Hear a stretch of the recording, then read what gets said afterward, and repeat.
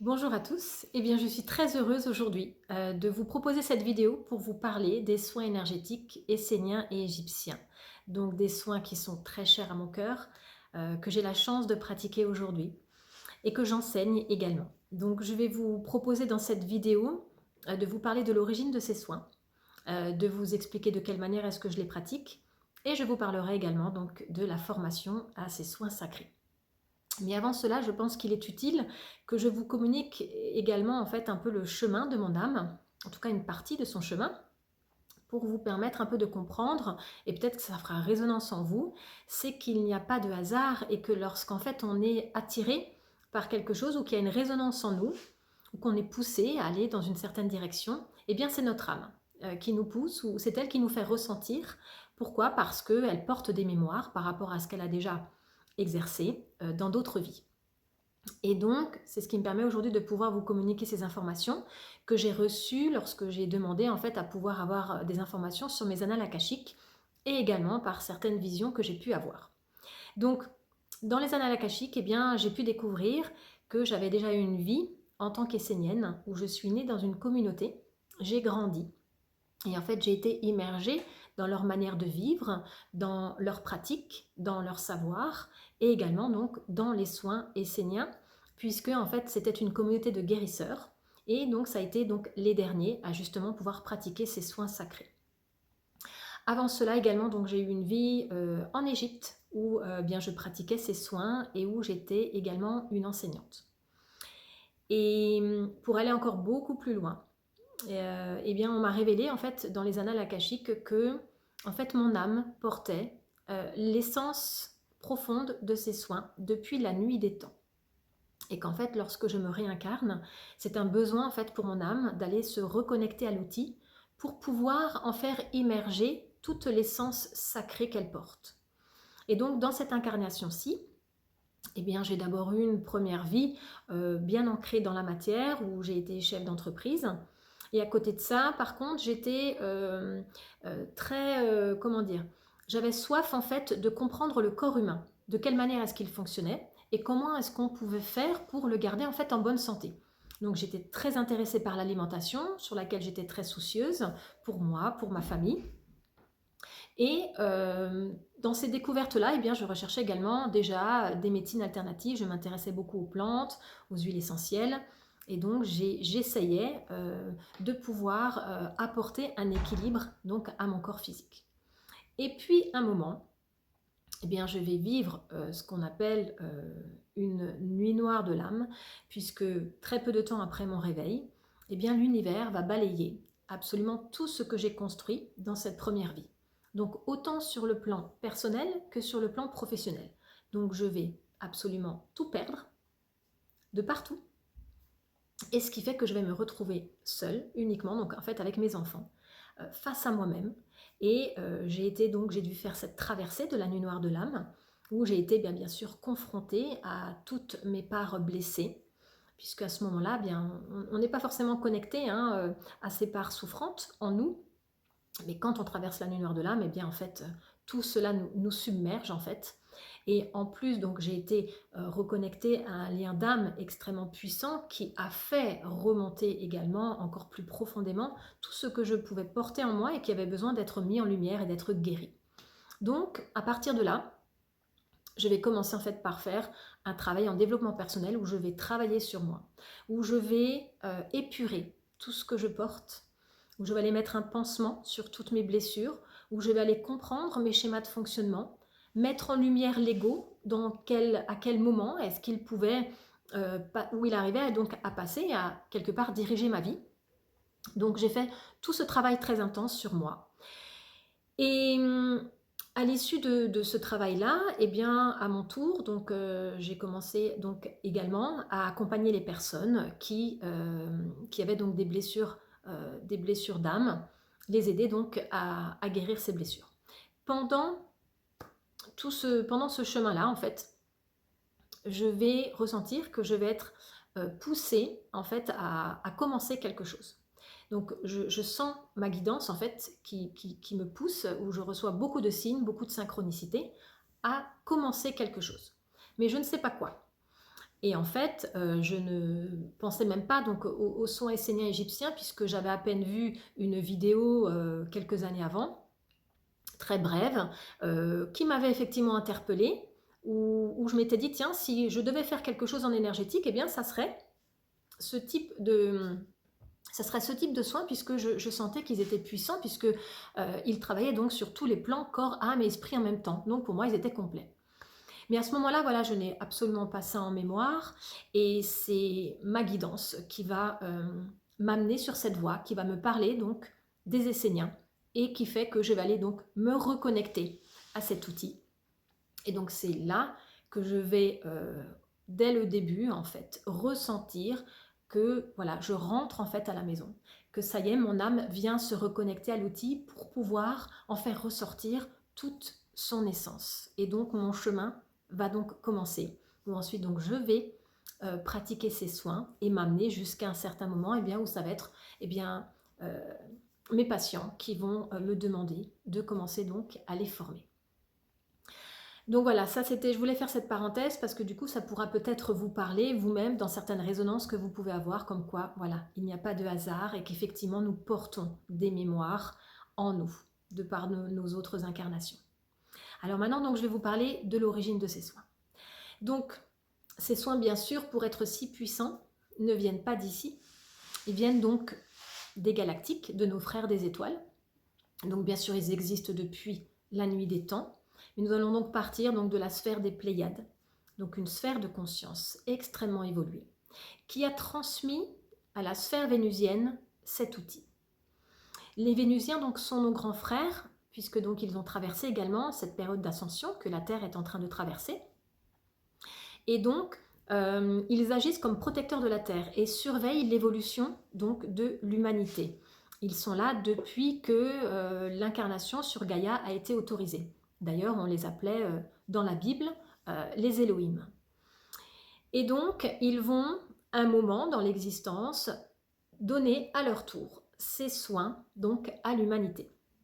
Ils vont les communiquer donc à la civilisation hyperboréenne.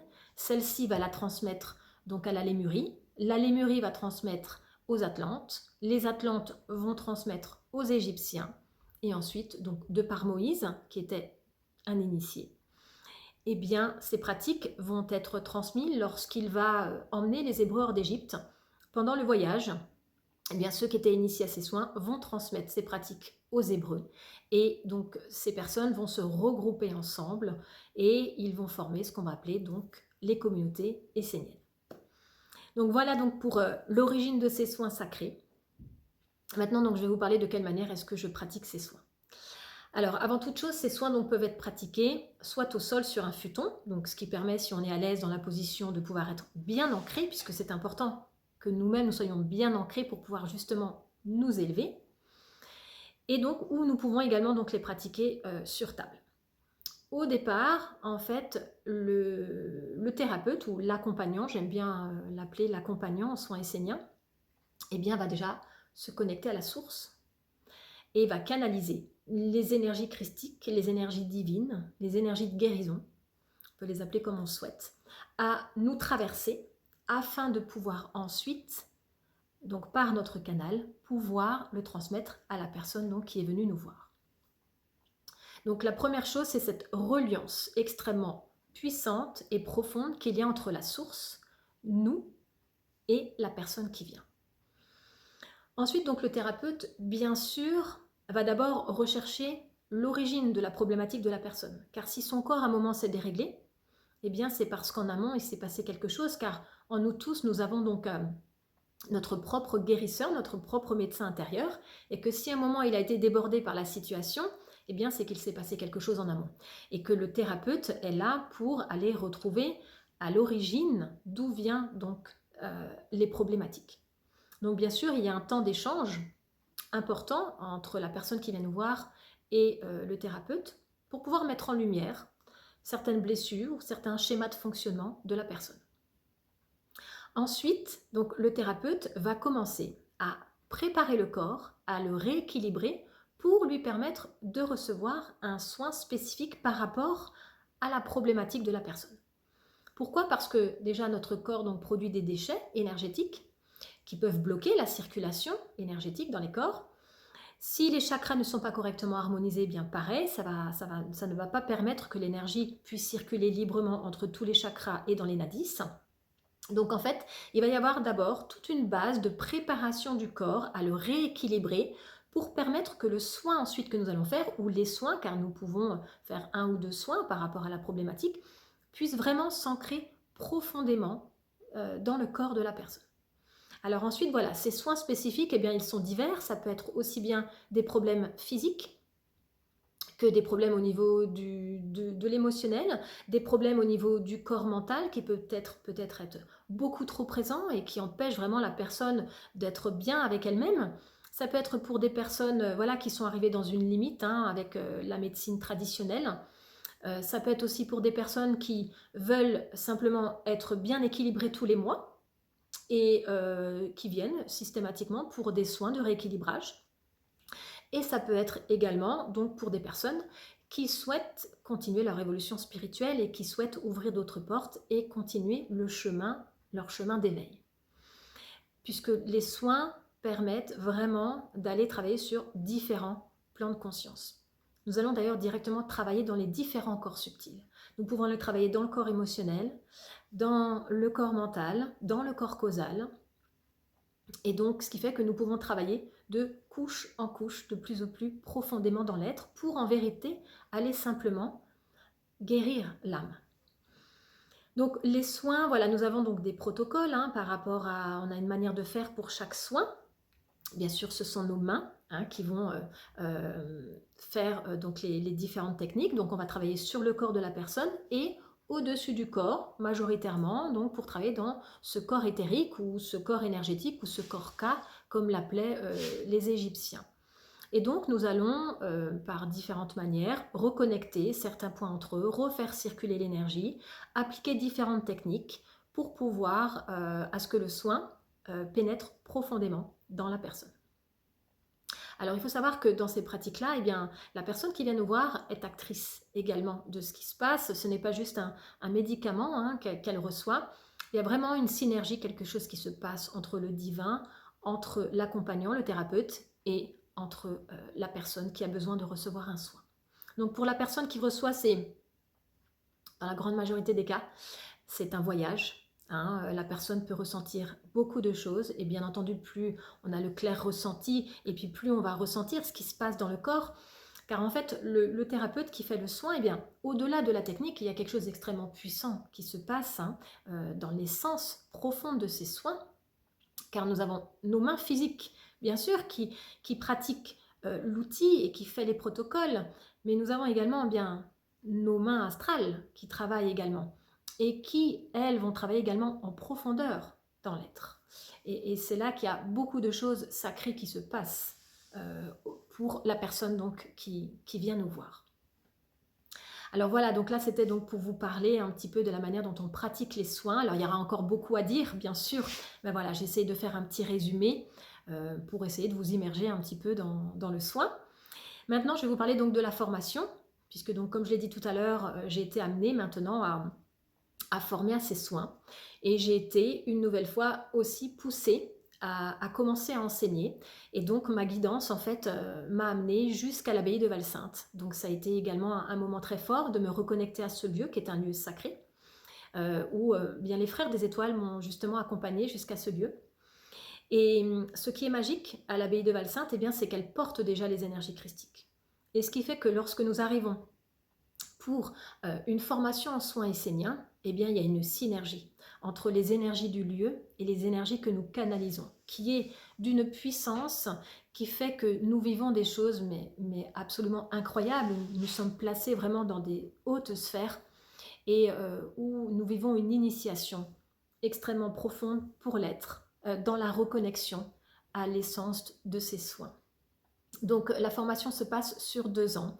En moyenne, elle est de 5 jours et c'est 3 fois dans l'année que nous revenons dans ce lieu, dans cette abbaye de Val-Sainte, pour vivre donc cette initiation et où nous sommes voilà, en immersion tous ensemble dans ce lieu.